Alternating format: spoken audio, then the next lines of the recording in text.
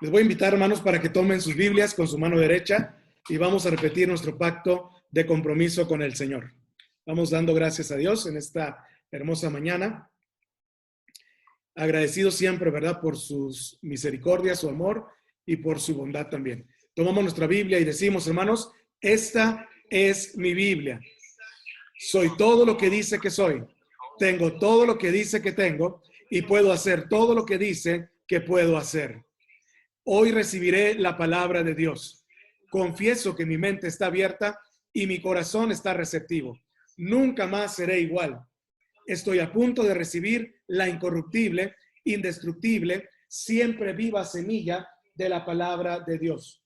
Nunca más seré igual. Nunca, nunca, nunca. Nunca más seré igual. En el nombre de Jesús. Amén.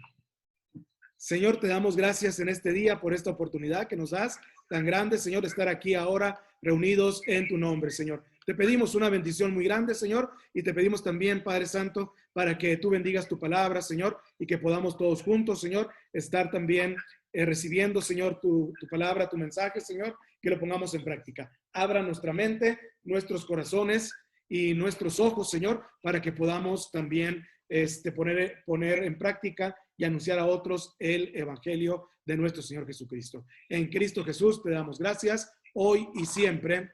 Amén y amén. Quiero que abran sus Biblias, hermanos, en el Salmo número 51. Salmo número 51, si son tan amables, hermanos. Y vamos a leer dos versículos de este hermoso salmo. Salmo número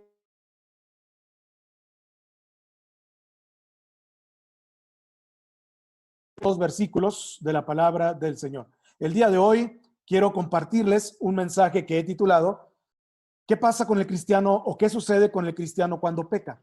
¿Qué sucede con el cristiano? ¿Qué pasa con el cristiano cuando peca? Entonces, esta es una reflexión, es un mensaje que estamos, ¿verdad?, llevando a cabo como serie de estudios bíblicos acerca de las cosas que el creyente y el cristiano necesita y desea conocer. Así que, hermanos, Salmo número 51, y vamos a leer el versículo 1 y el versículo número 2 de este hermoso salmo. Dice la palabra del Señor, hermanos, de la siguiente manera. Yo voy a leer el primer versículo y el segundo, y ustedes me siguen, por favor, con su vista. Dice, ten piedad de mí, oh Dios, conforme a tu misericordia. Por tu abundante compasión, borra mis rebeliones, lávame más y más de mi maldad y límpiame de mi pecado. Dice, luego nuevamente voy a leer estos versículos. Ten piedad de mí, oh Dios, conforme a tu misericordia, por tu abundante compasión, borra mis rebeliones, lávame más y más de mi maldad y límpiame de mi pecado. ¿Qué sucede cuando un cristiano peca? Si no podemos perder nuestra salvación, porque la Biblia dice que la salvación está segura en Cristo Jesús, ¿quiere decir que no perdemos nada cuando pecamos? Bueno, son preguntas interesantes. ¿No perdemos nada cuando pecamos? Hace algún tiempo escuché la historia de un exboxeador que se convirtió a Cristo y pensaba que Dios lo había llamado a predicar. El único problema era que mientras él creía tener el don de la enseñanza, nadie parecía tener el don de escucharlo. Como no pudo iniciar una iglesia, consiguió un pequeño púlpito, buscó una esquina en la calle y empezó a predicar a los transeúntes. Logró captar la atención de 2 o 3 amigos a quienes les agradaba y otras 2 personas a quienes lo odiaban, y un ateo quien le dijo, no creo nada de lo que dice la Biblia. El exboxeador y el llamado ateo, que era un pseudo intelectual, solían entrar siempre en discusiones. Y un día el exboxeador le dijo al ateo, escuche, si le pidiera demostrar, por lo menos, con un versículo de la Biblia, que ella es verdad, ¿se disculparía conmigo? Sí, claro, dijo el ateo en ese momento. Yo lo haría. Entonces el exboxeador se le acercó y extendiendo la mano, la tomó al hombre por la nariz y se la torció tan severamente que le hizo correr sangre por todas las fosas nasales.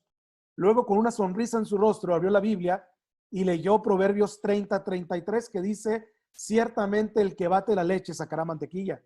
Él con su fuerza se suena la nariz, el que con sus fuerzas, perdón, se suena la nariz sacará sangre, y el que provoca la ira causará contienda. Después dijo, quiero que se disculpe conmigo, porque le he demostrado, por lo menos con un versículo, que la Biblia es verdad. Tan cierto como que el batir de leche saca la mantequilla y sonarse con fuerza la nariz saca la sangre, si un cristiano usa incorrectamente la palabra de Dios y con ello causa daño a su prójimo y provoca contienda, recibirá el fruto de su pecado y tendrá que atenerse a las consecuencias de su mal proceder. En el Salmo 51 encontramos la historia del pecado del rey David. Él cometió un horrible, odioso y perjudicial pecado, a pesar de ser hijo de Dios. Yo espero encontrarme con David en el cielo. Él fue un hombre conforme al corazón de Dios, a pesar de haber cometido un pecado tan abominable, terrible y despreciable. Lo que nosotros vemos es esto. Si un cristiano está atado al pecado, está atado al sufrimiento, no perderá su salvación si es verdaderamente un hijo de Dios. Pero el sufrimiento viene tras el pecado, como la noche viene tras el día. Primero consideremos en este marco de lo que viene siendo qué sucede cuando el cristiano peca. Consideremos primero las consecuencias del pecado en la vida de un cristiano y luego pensemos sobre la limpieza del mismo, que el próximo domingo voy a hablar acerca de cómo limpiarnos o cómo hacer una limpieza espiritual. El día de hoy voy a hablar acerca de las consecuencias del pecado. Recuerde que el Salmo número 51, el Salmo que estamos leyendo en estos momentos, fue escrito por el mismo David. Fue escrito por aquel que había cometido este pecado del cual estamos describiendo ahora mismo. Y lo cometió después de haber vuelto su corazón a Dios. Él recuerda las consecuencias de su pecado y escribe su historia. Un registro para que nosotros la podamos leer y que podamos aprender. Usted puede buscar una Biblia y tenerla abierta en el Salmo 51, porque vamos a ir viendo versículo por versículo o pasaje por pasaje lo que nos habla acerca de las consecuencias del pecado en la vida de un cristiano. Número 1, ensucia el alma. Ensucia el alma. Aquí David está orando y dice, oh Dios, lávame y oh Dios, límpiame. Pero él es un rey que viste túnicas reales, duerme en cama de seda, se baña en tina de mármol con jabón perfumado, pero aún así se siente mugriento y se siente sucio en el alma. ¿Sabía que si usted es hijo de Dios y peca, se sentirá espiritualmente sucio? Y si no se siente sucio cuando peca, necesitará preguntarse si ha llegado a ser salvo. Ningún cerdito, ningún cochinito, ningún puerquito ha dicho alguna vez, me siento afligido porque estoy sucio. Solamente el Hijo de Dios se da cuenta de que está sucio cuando peca. Mucha gente tiene una forma de religión, pero nunca se ha limpiado. Ellos han sido planchados, ellos han sido quizás rociados con algún tipo de agua, pero nunca han sido lavados. Tienen una suciedad que está presente todo el tiempo, al punto de que en realidad nunca se sienten sucios. Pero cuando un hijo de Dios peca, se siente sucio. Si usted es hijo de Dios y ha pecado, se ha sentido así. Y quiero decirle esto, si usted puede pecar sin sentirse sucio y mugriento espiritualmente, necesita preguntarse si alguna vez ha llegado a ser salvo. Si realmente conoce entonces al Señor. En primer lugar, lo que yo veo aquí en este pasaje de las Escrituras es que el pecado, según el rey David, según lo que el David está diciendo aquí, es que ensucia el alma. Número 2, anote lo que estamos diciendo en el versículo 3. Número 2, el pecado domina la mente. El pecado domina la mente. Vea lo que dice el versículo 3. David dice, porque yo reconozco mis rebeliones y mi pecado está siempre delante, ¿qué dice? De mí. Mi pecado está siempre delante de mí. Piense en la expresión, y mi pecado está siempre delante de mí. Vea esa frase, día y noche, noche y día. Lo que David había hecho se había grabado de tal manera en su conciencia que retumbaba tanto en su espíritu que todo el tiempo estaba consciente de ello. de lo que estaba pasando y de lo que estaba sucediendo. Ahora, una prueba para saber si usted es salvo no es ver si puede pecar. Mucha gente cuando está en el cristianismo y muchas personas cuando están pasando por una vida cristiana en donde están teniendo altibajos arriba y abajo, etcétera, quieren saber una prueba de fuego para ver si son salvos. Y la prueba de salvación no es para ver si usted puede pecar, sino ver si puede pecar y simplemente ignorarlo y olvidarlo. Porque muchas personas pecan, muchos creyentes pecan, y entonces no consideran su estado espiritual, se ven en el espejo, como dice la palabra de Dios, no consideran su rostro, no consideran su estado, no consideran su vida espiritual y se van y lo olvidan. Si usted es hijo de Dios, el Espíritu Santo no le permitirá ignorarlo ni olvidarlo. Lo voy a decir una vez más. Si usted es un hijo de Dios, el Espíritu Santo no le permitirá a usted ignorarlo, ni tampoco le va a permitir a usted olvidarlo. Porque la palabra de Dios nos dice que nosotros, dice la Biblia, que tenemos el Espíritu Santo que nos está redarguyendo. El Espíritu Santo pondrá su dedo en la llaga y hará presión. David dijo, mi pecado está siempre delante de mí. A donde quiera que voy, donde quiera que estoy, donde quiera que viajo, el pecado está siempre delante de mí. Y esa es una de las circunstancias que el Señor pone en nuestras vidas para que nosotros podamos ser sensibles a la voz del Espíritu Santo. El pecado cometido dominaba su mente. Eso no significa que conscientemente él estuviera pensando en el pecado todo el día.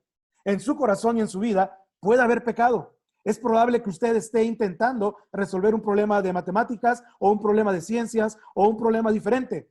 Puede que en ese preciso momento no esté pensando en ese pecado, pero no significa que su pecado no esté siempre allí.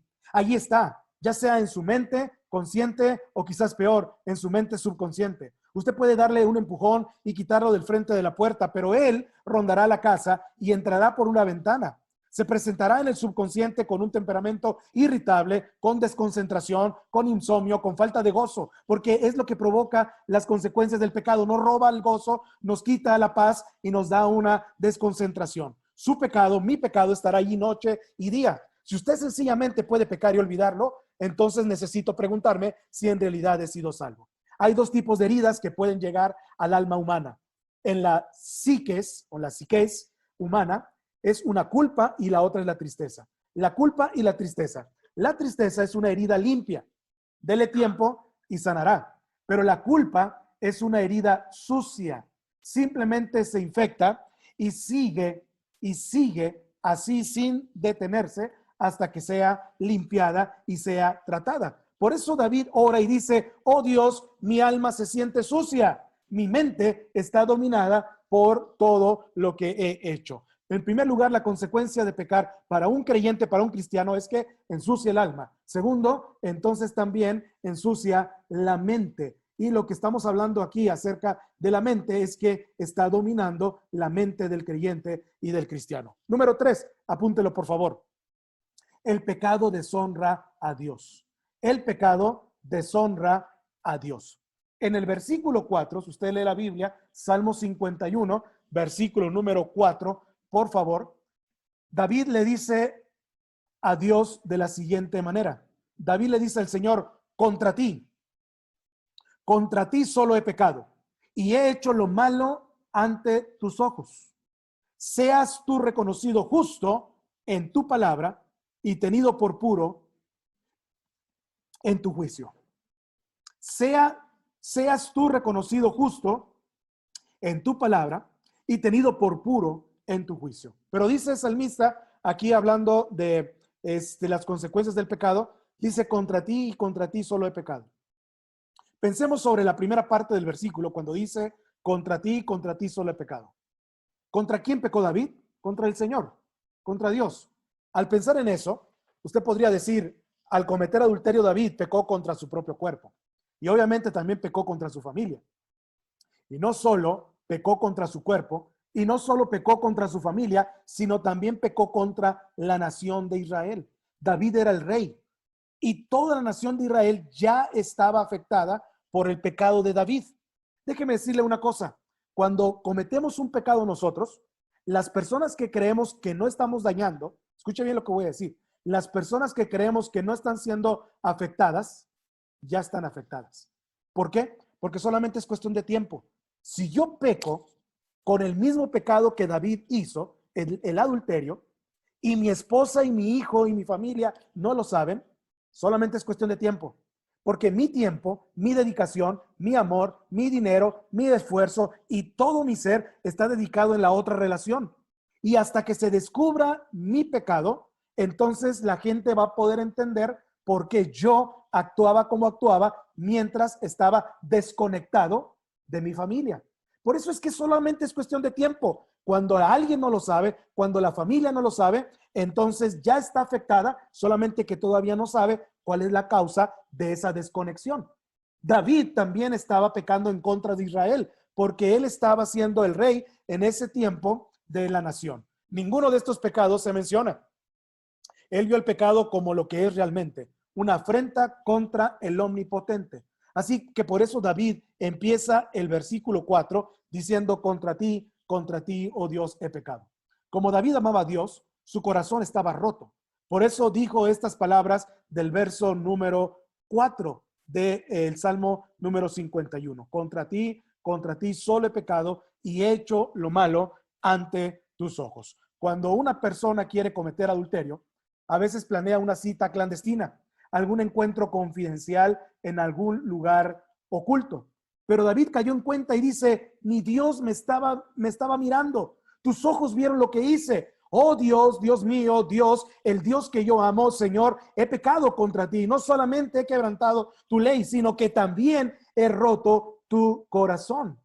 Un hombre no salvo a veces se siente mal por lo que el pecado le hace.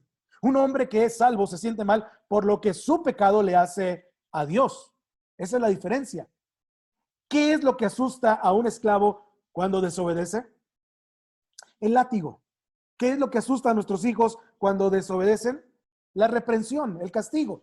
Pero cuando un hijo desobedece, es castigado o es reprendido por el desagrado que le causa a su padre. Cuando usted ama a Dios, puede saber que es salvo cuando es el pecado y no el castigo lo que carga en su conciencia. David posiblemente pensó, mi pecado no solo ha ensuciado mi alma, no solamente ha dominado mi mente, sino que también me he dado cuenta que ha deshonrado a mi Dios.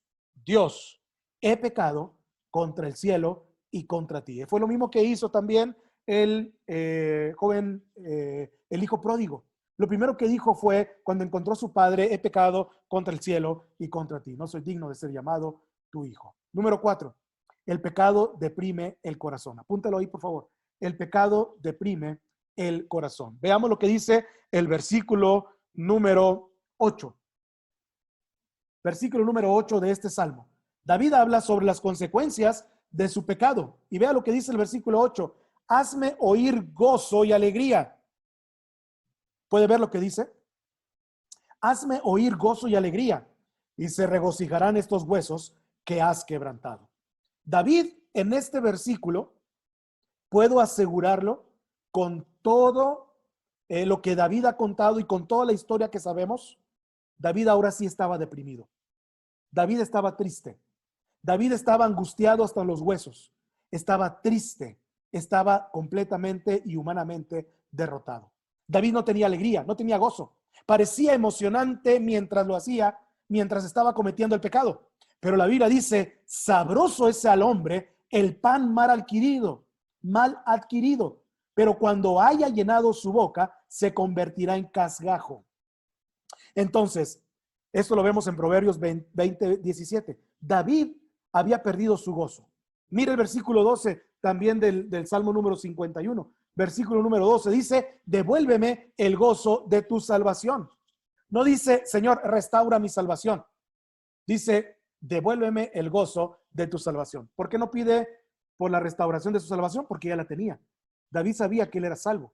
Pero dice, por eso él dice, devuélveme el gozo. Había perdido el gozo de tener su salvación y su comunión con Dios. La persona más miserable sobre la tierra no es la que está perdida, sino la que es salva, pero no tiene comunión con Dios. Lo diré una vez más. La persona más miserable sobre la tierra no es la que está perdida, sino la que es salva, pero no tiene comunión entonces con Dios. Solo una cosa le puede quitar el gozo de su corazón. No son dos, ni tres, ni cuatro. Es solo una, y esa es el pecado.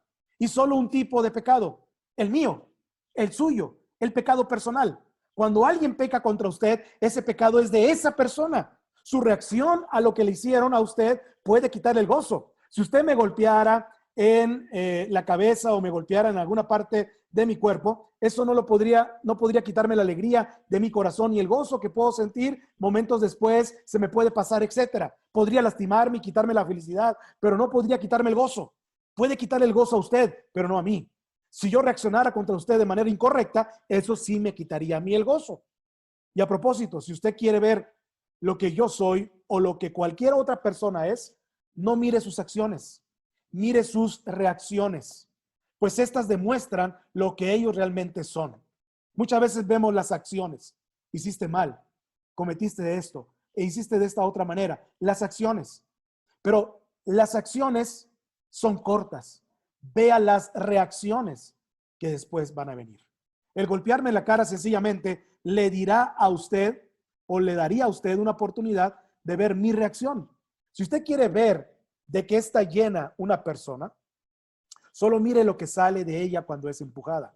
Si usted empuja a alguien y de esa persona brota el enojo, entonces esa persona está llena de enojo. Si usted empuja a alguien y lo que brota es Jesús, esa persona está llena entonces de Jesús. Si usted quiere saber lo que yo soy realmente, obsérveme cuando alguien me quita el lugar en un estacionamiento o me cierra el paso en la carretera, en la calle. Al ver cómo reacciona, usted conocerá a la persona real que es o que no es. Lo que estoy diciendo es que el gozo debe ser constante, sin importar lo que cualquier otra persona haga. Pero usted dice, bien, espéreme un momentito, yo no puedo estar contento todo el tiempo. Estoy de acuerdo con usted, uno no puede estar contento todo el tiempo. Yo no estoy hablando de felicidad, estoy hablando de gozo. Hay una diferencia entre felicidad y gozo. La felicidad depende de lo que pasa, perdón. La felicidad depende de lo que pasa, de lo que sucede, de las circunstancias. Por eso la llamamos felicidad. Si lo que a usted le sucede es bueno, usted estará feliz. Si lo que le sucede es malo, no estará feliz. A veces nos pasan cosas malas y no podemos estar contentos todo el tiempo. Eso es natural. Usted no querría estar contento todo el tiempo. Es más, se enfermaría y se cansaría de estar contento todo el tiempo. Usted no puede estar siempre con una sonrisa en su rostro. Estar contento todo el tiempo sería como comer helado en cada momento o en cada comida o todo el día. No podríamos estar felices. Jesús fue un hombre que realmente experimentó el dolor. Él lloró. No estuvo feliz todo el tiempo, pero estaba lleno de gozo. Al enfrentar la cruz, habló con sus discípulos y les dijo, estas cosas os he hablado para que mi gozo esté en vosotros y vuestro gozo sea cumplido. Juan 15:11.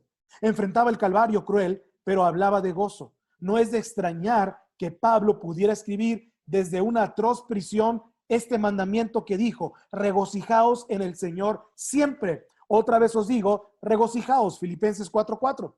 El gozo del Señor es constante y dice la Biblia que es nuestra fortaleza. La felicidad es como un termómetro que registra las circunstancias, pero el gozo es como un termostato que controla las circunstancias y siempre mantiene la temperatura de nuestra alma constantemente en gozo delante del Señor. Esa es la diferencia entre la felicidad y el gozo, porque aparte el gozo es un don de parte del Señor. La felicidad no es un don. El gozo es un don, amor, gozo, paz, paciencia, bondad, etcétera, etcétera, etcétera. Entonces, cuando nosotros perdemos el gozo, cuando nosotros perdemos la compostura, perdemos la reacción, perdemos tenemos falta de madurez, etcétera, etcétera, etcétera, es que estamos dejando la relación con el Señor y nos está afectando algún pecado que traigamos nosotros en nuestra mente y en nuestro corazón. Nos roba el gozo. Es maravilloso cuando usted puede experimentar al mismo tiempo la felicidad y el gozo. Esos son tiempos extraordinarios. Quizás usted esté pensando en unas vacaciones maravillosas. Está con su familia, se está divirtiendo mucho. Y cuando usted está con otros cristianos que aman al Señor y oran unos por otros, el gozo del Señor está presente.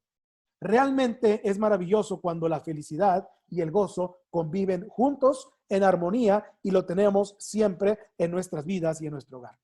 Cuando la felicidad se va, cuando la felicidad se va, el gozo se vuelve lo más importante. Y a veces Dios le da gozo, no para quitar el dolor, sino para ayudarle a soportarlo. Y en medio del insoportable dolor puede haber un gozo sobrenatural. Leí de una mujer llamada Barbara Johnson que plantea la situación de esta manera.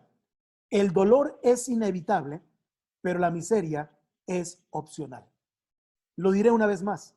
El dolor es inevitable. Van a venir pérdidas, van a venir sinsabores, van a venir fracasos, van a venir cosas que van a golpear nuestra vida. Pero sentirme miserable es opción mía. Es opción de cada uno de nosotros. El dolor es inevitable, pero la miseria es opcional. Número que sigue. El pecado enferma el cuerpo. Anótelo ahí, por favor. El pecado enferma el cuerpo. El pecado sin arrepentimiento puede hacer que su cuerpo y mi cuerpo realmente se enfermen. Eso lo tenemos comprobadísimo en la vida cristiana. Vea lo que dice de nuevo el versículo 8. Vea el versículo 8 del Salmo 51. Hazme oír gozo y alegría, y se regocijarán estos huesos que has, ¿qué cosa? Quebrantado. Hazme oír, dice, gozo y alegría, y se regocijarán estos huesos que has quebrantado. Recuerde, que esto es poesía. David no tiene una fractura, pero habla de huesos rotos. Está usando una figura literaria. Hoy nosotros hacemos lo mismo. ¿Alguna vez usted ha dicho, me duele hasta el alma? ¿No? O usted ha dicho, esto me aplastó. ¿Qué quiere decir? No significa que alguien lo puso en un compresor y lo aplastó, sino que usted fue estrujado, usted fue zarandeado, que se ejercitó presión sobre usted. Y David está diciendo algo como, Dios, me estás oprimiendo, Dios, me está ahogando, Dios, el Espíritu Santo me está constriñendo tanto que no puedo respirar. Hazme oír gozo y alegría para que los huesos que has roto se puedan regocijar. A veces tenemos la idea de que si pecamos, Dios sencillamente nos va a expulsar, nos va a alejar, Dios nos va a poner en el rincón. ¿Se acuerdan cuando estábamos pequeños y que nos volteaban en el rincón y nos va a tener ahí en el rincón sin hablar, cállese la boca, no diga esto, no diga lo otro, etcétera? Pero no, Dios no va a hacer eso. Él no nos echa fuera, ni tampoco Él nos pone en un rincón de los acusados, pero sí nos va a oprimir con fuerza. Sí va a estar insistiendo con fuerza para que nosotros podamos sacarnos esa basura que tenemos en nuestra mente, en nuestro corazón y en nuestro cuerpo. Dios estaba ejerciendo presión sobre David y por eso David expresa esas palabras ante el Señor. Esa era una de las maneras como podía saber que él era salvo realmente. Esa era una de las maneras. Así que Dios no lo iba a dejar ir debido al pecado que había en su vida, sino que sencillamente lo apretó más fuerte. ¿Por cuánto tiempo puede alguien soportar esa presión en su vida sin que su cuerpo se afecte? Bueno, vea lo que dice Proverbios 17:22. Vamos para allá si puede usted tener la oportunidad de leer la Biblia. Proverbios 17:22 y ponga su dedo en el pasaje de Salmo 51. La Biblia dice en Proverbios 17:22, el corazón alegre, ¿qué dice? Hermosea el rostro. Lo voy a leer en otra versión, lo que dice otra versión de la Biblia. La versión que estoy leyendo es la versión NBI, que dice el corazón alegre mejora la salud, pero un espíritu abatido seca los huesos. ¿Se fija? Usted lo está leyendo ahí en otra versión. El corazón alegre, ¿qué dice? El corazón alegre constituye un buen remedio. Un buen remedio es el corazón alegre. Así como el gozo es medicinal, el abatimiento es venenoso. Vemos que David se encuentra bajo una presión terrible. Cuando una persona está bajo presión psicológica y espiritual, su cuerpo se puede ver afectado. A eso lo llamamos una enfermedad psicosomática. ¿Usted ha escuchado quizás este término? Psicosomática, donde la palabra está dividida en dos. Psico significa mente y soma significa cuerpo. La mente hace que el cuerpo se enferme, incluso por causa de cosas muy comunes. La mente hace que el cuerpo se enferme. ¿Y hay aspirinas para eso? Bueno, permítame darle una ilustración. Una madre llama porque la cena está lista. Entonces papá y mamá, junto con su hija y su hijo, se sientan a tomar la deliciosa cena que la madre ha preparado. Todo está bien hasta que el hermano pregunta: papá, ¿puedo usar el carro esta noche? No, no lo puedes usar hoy porque lo usaste anoche. Esta noche me toca a mí, dice la hermana. Tú cállate, no estaba hablando contigo, estaba hablando con papá. Le dice el hermano a la hermana: no uses la palabra cállate, nosotros no hablamos así en nuestra casa, interviene el papá. Pero ella comenzó, dice el hermano. Miren chicos, cierren la boca, interviene otra vez el papá. Entonces la madre también interviene y le dice: acabas de decir que no dijeran cierra la boca. Tú cierra la boca, responde el papá. Y entonces el hermano, la hermana, el padre y la madre se vuelven en una discusión. La cena se enfría y al final solo comen unos pocos bocados. Todos se levantan y se van de la mesa. 30 minutos después, uno de ellos pregunta: ¿hay aspirinas? Porque todos andan en una tensión y porque todos traen un dolor de cabeza y porque todos se presionaron. ¿Qué ha sucedido? Usted lo sabe muy bien. El cuerpo reacciona con el corazón. La mente y el espíritu también van a reaccionar. Si el cuerpo reacciona con los latidos del corazón y me acelero cuando hay una discusión, la mente y el espíritu, también van a reaccionar. Leí un artículo donde se decía que los cambios bruscos de temperatura de una madre pueden producir cólicos al bebé que está lactando, porque somos una unidad. Estamos relacionados los unos con los otros. Y cuando leemos otros salmos, parece como si David realmente estuviera físicamente enfermo. Yo creo que era el resultado directo de su pecado. Porque en 1 Corintios capítulo 11, versículo 30, Pablo exhorta a los corintios por haber actuado irreverentemente en la cena del Señor. Él dice: por eso hay entre vosotros muchos enfermos y debilitados y muchos duermen. Se refería que estaban muertos debido al pecado en su vida. Estaban primero debilitados y muchos estaban muertos o habían dormido en el Señor por causa del pecado. El pecado enferma el cuerpo. El corazón alegre y el gozo del Señor son una medicina maravillosa. La Biblia dice: el gozo de Jehová es nuestra fortaleza. Cuando usted está feliz en Jesús, duerme mejor. Créamelo lo que le voy a decir. No necesita pastillas, no necesita canciones, no necesita terapia, no necesita leer un cuento. Cuando usted está feliz en Jesús, duerme mejor. Cuando está alegre, usted digiere su comida. Sus jugos gástricos fluyen, sus glándulas funcionan cuando deben de hacerlo, porque hay gozo en el Señor. Voy a ir un poquito más rápido sobre esto. El pecado también estropea el espíritu. Apúntelo. El pecado estropea el espíritu. Ciertamente el pecado degenera el espíritu. David dice, vamos a regresar al Salmo 51, por favor. Salmo 51, versículo 10. Salmo 51, versículo 10.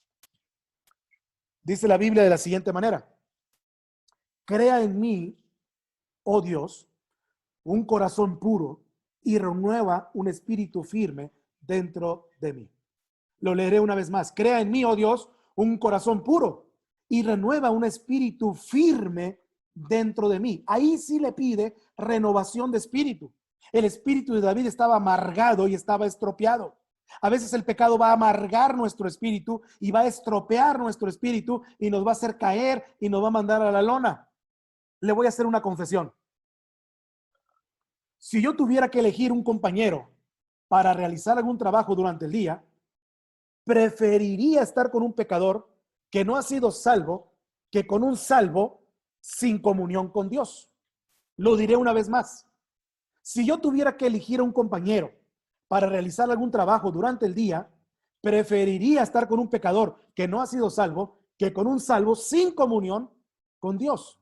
Las personas salvas que no tienen comunión con Dios son irritables, abusivas y difíciles de tratar. Algunas de las personas más irritables que usted haya conocido en la vida son cristianos sin comunión espiritual. Tienen un espíritu amargado y nada les agrada.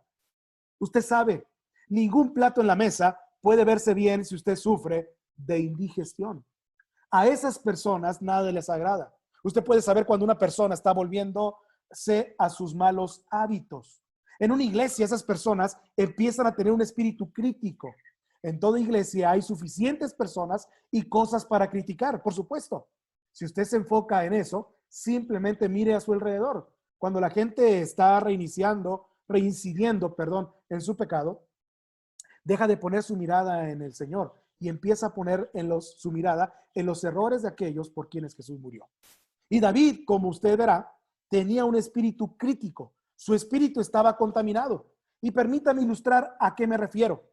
Natán, el profeta, que era como el pastor de David, el guía espiritual de David, vino a hacer un reclamo. Recuerde que David había cometido adulterio y que con el fin de encubrirlo, hizo que Urías, marido de Betsabé, fuera asesinado en la batalla.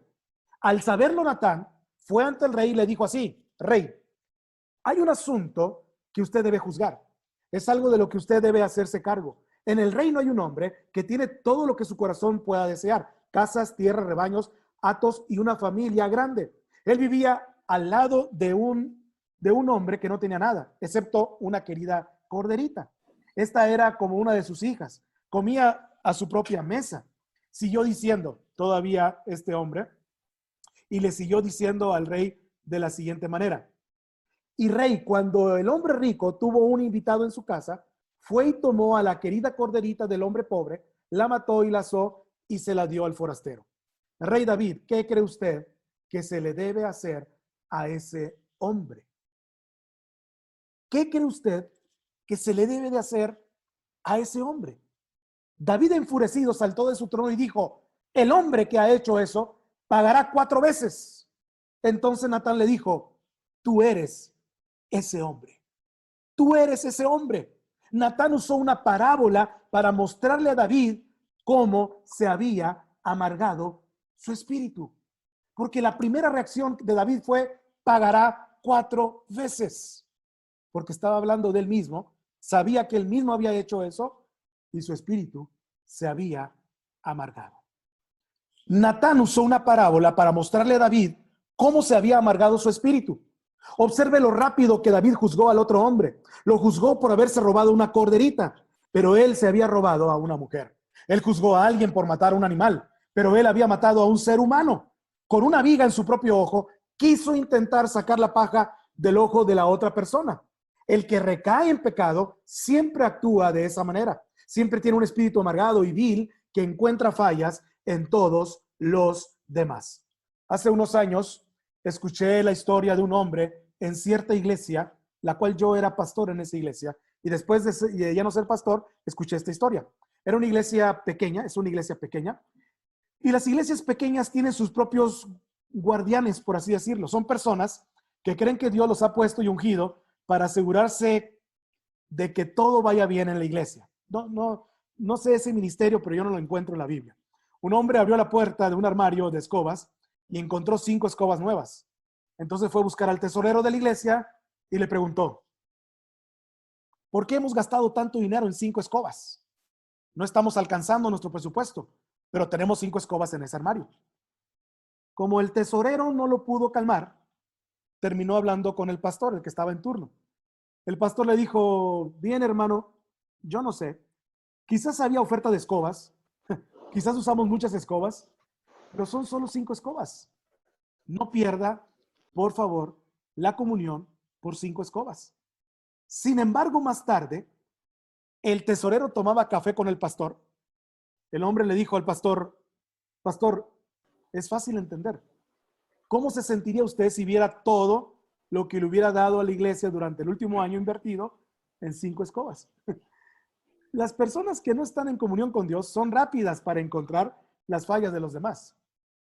Si usted quiere, puede siempre encontrar fallas, porque sencillamente todos somos una sociedad de pecadores que al fin y al cabo nos dimos cuenta de eso y nos unimos para hacer algo al respecto. Estamos en el cuerpo de Cristo para estar en comunión con Él. Número que sigue, y quiero que ya es el último. El pecado destruye el testimonio. Apúntelo, por favor. El pecado destruye el testimonio. Aquí tenemos a David, un hombre conforme al corazón de Dios, que amaba a Dios, pero cometió un horrible pecado. El pecado no solo degenera el espíritu, sino que destruye el testimonio. Esta es una de las peores cosas que pueden ocurrir en la vida de un hijo de Dios por causa del pecado. Vea lo que dice el versículo 14, Salmo 51, 14. Vaya para allá, por favor. Estamos en el mismo salmo, el Salmo 51 de David, que él estaba confesando su pecado y cómo también estaba confesando cómo se puede limpiar una persona al cometer pecado. Versículo 14 dice, líbrame de homicidios, oh Dios, Dios de mi salvación, y con regocijo cantará mi lengua tu justicia. Lo diré una vez más, líbrame de homicidios, oh Dios, Dios de mi salvación, y con regocijo cantará mi lengua tu justicia. ¿Sabe por qué la gente no canta en el servicio de alabanza muchas veces? Usted puede decir, bueno, quizás porque no se sabe la letra, o no se sabe la canción, etcétera. Pero la razón de por qué mucha gente no canta es porque no está llena del Espíritu. Simplemente está llena de pecado. No tiene nada para cantar. ¿Cómo va a cantar Jesús es mi Rey soberano si toda la semana yo hago mi voluntad? Yo hago lo que yo quiero. Yo hago lo que mis placeres, mis sentimientos, mi mente, mi cuerpo desea. No puedo yo cantar al Señor, aunque me sepa la letra, Jesús es mi Rey soberano. No lo puedo cantar, porque entonces estaré creando un conflicto entre mi espíritu y mi carne. Han perdido su canción porque han perdido su testimonio. Vea lo que dice el siguiente versículo, versículo 15. Versículo 15 dice, Señor, abre mis labios y proclamará mi boca tu alabanza. ¿Se fija lo que dice? Abre mis labios y proclamará mi boca tu alabanza. David no estaba alabando a Dios porque sus labios estaban sellados. Su pecado estaba destruyendo, su testimonio, y la alabanza se había secado. No estaba conduciendo almas a Cristo, por lo que dice en el versículo 12 y 13. Vea unos versículos antes, 12 y 13, que dice, devuélveme el gozo de tu salvación y un espíritu generoso me sustente. Entonces enseñaré a los transgresores tus caminos y los pecadores se convertirán a ti. ¿Puede ver lo que pasó aquí? No había alabanza, no había canción, ninguna alma ganada. ¿Por qué? Bueno, se lo diré, porque el pecado había destruido su testimonio. El pecado había destruido su testimonio. Y a veces en la iglesia usted verá personas que apenas se sientan con sus brazos cruzados. Parece que dijeran, bendíceme Señor si puedes. Bendíceme Señor si estás tú aquí en este lugar. Bendíceme Señor si realmente tú estás en medio de la alabanza. Y ellos están ahí dudando y ellos han perdido el gozo porque ellos no están sintiendo realmente la alabanza. ¿Y por qué no están gozosos? ¿Por qué no pueden decir gloria a Dios? ¿Por qué no pueden alzar sus corazones a Jesús en alabanza? Porque anda algo mal dentro en sus vidas y en su corazón. El escritor Andrew Murray dijo, hay dos clases de cristianos, los ganadores de almas y los reincidentes. Los ganadores de almas y los reincidentes. Y él dijo más adelante, si usted está bien con Dios, tendrá que evitar reincidir en el pecado para ganar almas. El que gana almas es sabio. El que gana almas es sabio. ¿Y lo que dice el versículo? Mas el que encubre su pecado, ¿qué dice? No prosperará. Se fija que el ganar almas y el tener pecado están ligados íntimamente. ¿Sabe por qué no ganamos almas? ¿Y sabe por qué las iglesias no ganan almas? Y no crecen en número. Y no crecen las personas en calidad. Porque hay algo mal en sus vidas y en sus corazones. Eso no lo puedo cambiar yo. Eso no lo puede cambiar el pastor. Eso no lo puede modificar el pastor. Yo no puedo abrir su corazón, meter su mano ahí, sacar el pecado que está y entonces quitarlo y volver a sellar su corazón. Yo no puedo hacer eso. Esa operación la hace el Espíritu Santo.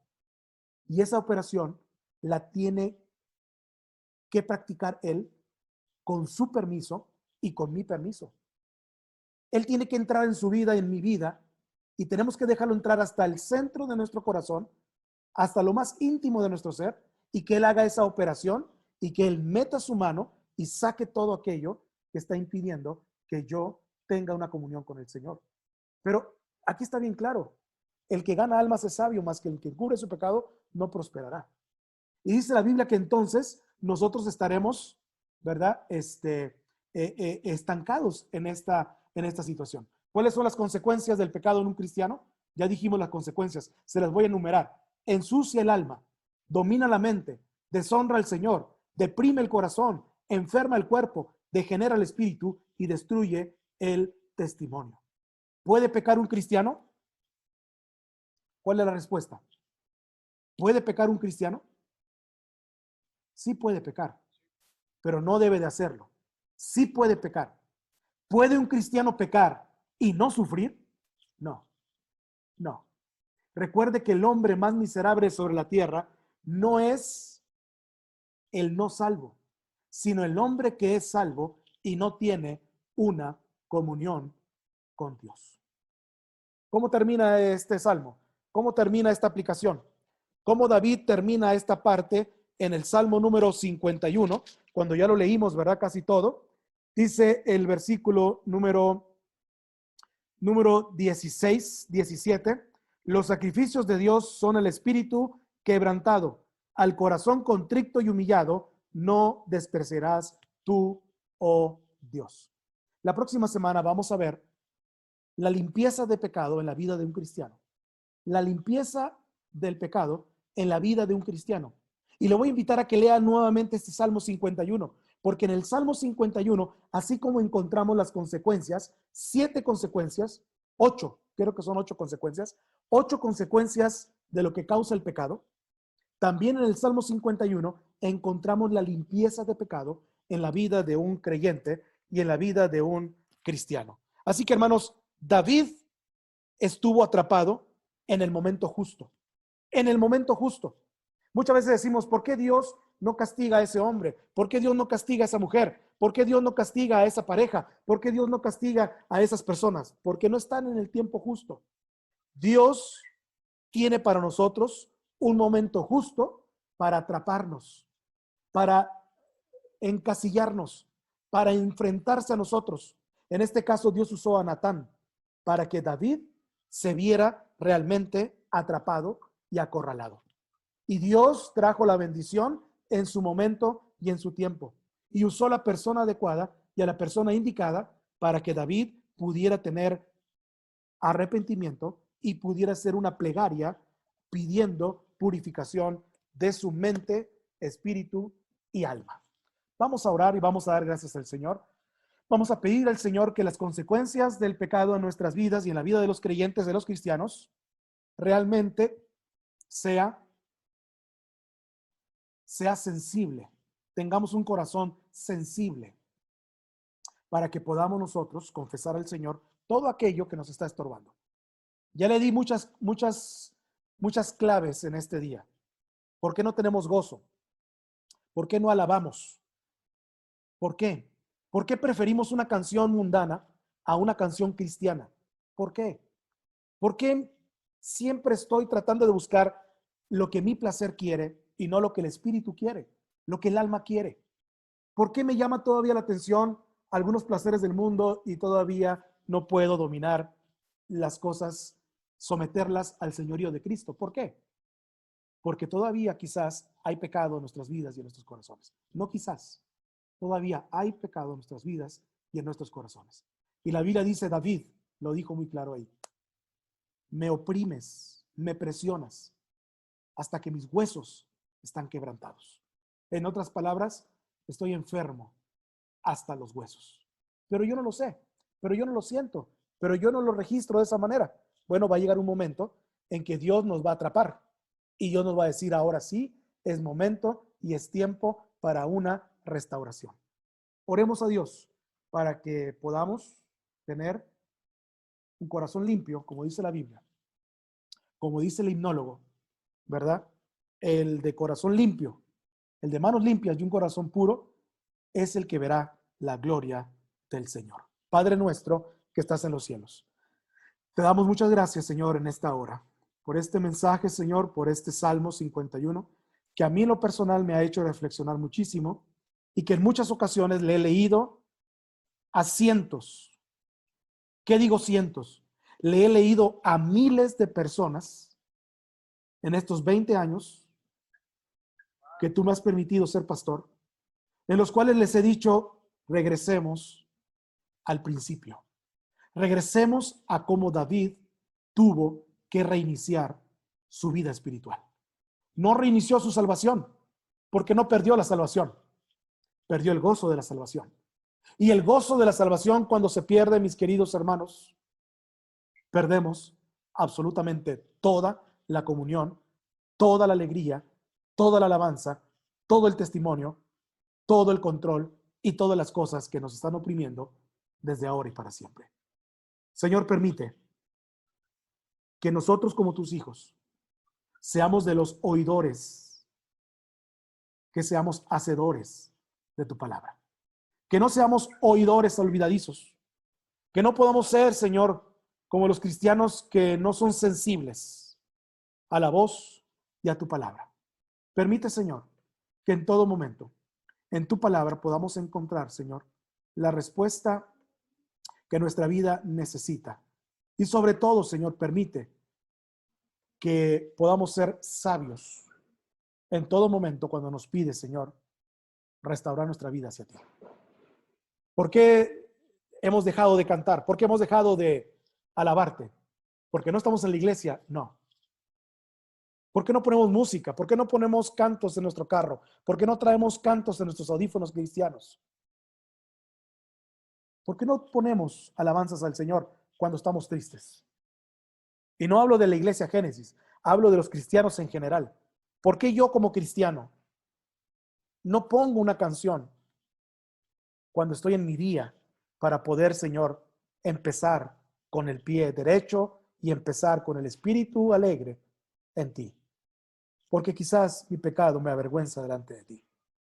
Permite, Señor, que quite cualquier obstáculo, Señor, que haya en mi vida para poder estar delante de ti y poder estar, Señor, en tu presencia con un cántico nuevo, Señor, con un cántico en mi boca, y que vean esto muchos y que también se arrepientan y que se puedan, Señor, también convertir a ti. Gracias por todo. En Cristo Jesús, Señor nuestro. Amén